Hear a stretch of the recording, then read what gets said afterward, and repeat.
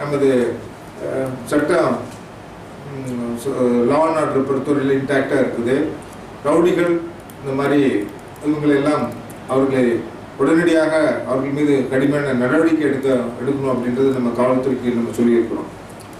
ரவுடிகள் பொது அமைதியை பங்கம் விளைவிக்கும் எந்த விதமான எலிமெண்ட்ஸ் பொலிட்டிக்கல் சப்போர்ட்னாலும் சரி, நான் பொலிட்டிக்கல் சப்போர்ட்டாக இருந்தாலும் சரி, யாராவது இருந்தாங்கன்னா உடனடியாக அவர்களை காலையில் உள்ள மீட்டிங்கில் அதை நம்ம சொல்லியிருக்கிறோம். அவர்கள் உடனடியாக அவர்களை பிடித்து அவர்கள் மீது நடவடிக்கை எடுத்து அவர்களை குண்டர் சட்டத்தின் மூலம் மற்ற சட்டத்தில் ஐபிசி முறையில் போடணும் அப்படின்றத நம்ம சொல்லியிருக்கோம்.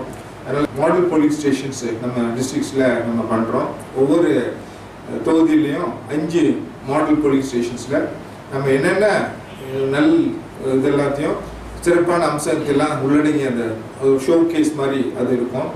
அதில் ஒன்று ஆல் விமன் போலீஸ் ஸ்டேஷன்ஸு. அதில் உள்ள பணியாற்றுபவர்களும் விமனாக இருப்பாங்க. பொலிட்டிக்கல் பார்ட்டிஸினுடைய ரெப்ரஸன்டேட்டிவ்ஸ் பிஎல்ஏ அவங்களும் விமனாக இருப்பாங்க.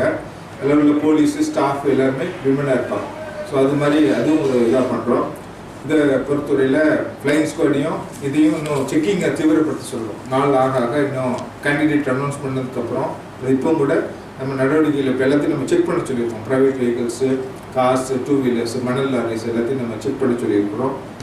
துப்பாக்கிகளை ஒப்படைக்க சொல்லியிருக்கிறோம். எவ்வளோ துப்பாக்கிகள் நம்ம இதில் 596